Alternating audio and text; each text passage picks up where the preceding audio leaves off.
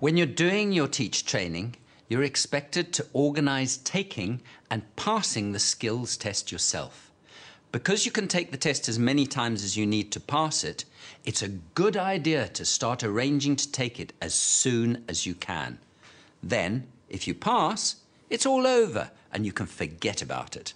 And if you don't, there's more time to do it again without getting in a panic. As soon as you get your teacher registration number through, make sure you book those tests as soon as you can to get in as much practice. Because although if you do fail it, for instance, it doesn't tell you how you can improve next time. It will tell you the areas that you need to revise on. Like, we kind of ran out of time a little bit. I was panicking. It wasn't numeracy. It was literacy. At the end going, oh no, I've only got 3 weeks. You know, if you do them at the beginning of the year, get them done, and then that's that part of the course done, and then you can relax, but just practice, and that's the main thing. I think anyone can do it as long as you put the effort in and work and practice. If you need extra tuition, I'm sure the university, or get a tutor to help you, but you just need to put the work in.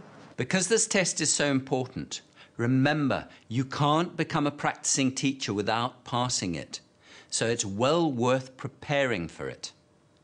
Check if your college provides any numeracy support sessions. Or maybe you can arrange some informal help from fellow students who are maths specialists. There are also books you can buy with worked examples and sample questions. The university provides maths tutoring sessions through the maths PGC students. I decided I didn't want to go to them, so I didn't want to look at them. So I just practised online, and also I got the book out of the library. But perhaps the most useful support is on the TDA website itself. Here, it explains the purpose of the test and what's in it, with a basic glossary of the mathematical terms and topics you should be familiar with. The most useful feature on the TDA site is the practice materials.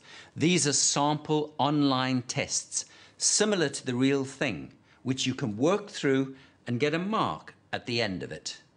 There are also some useful support options which you have to set up before you can run the test. Then you get a Guide Me option, which gives you some hints, and a Show Me option that explains the answer. Then the Try Me option, which runs the test with no extra information. Along here, along the top, you can put Try Me, and you can have a go at answering yourself. If you're unsure, click on the button that says Guide Me. Instructions come up at the formula how you calculate the answer, and there's empty spaces. Then you can click on Show Me, and those spaces are filled with the correct answers.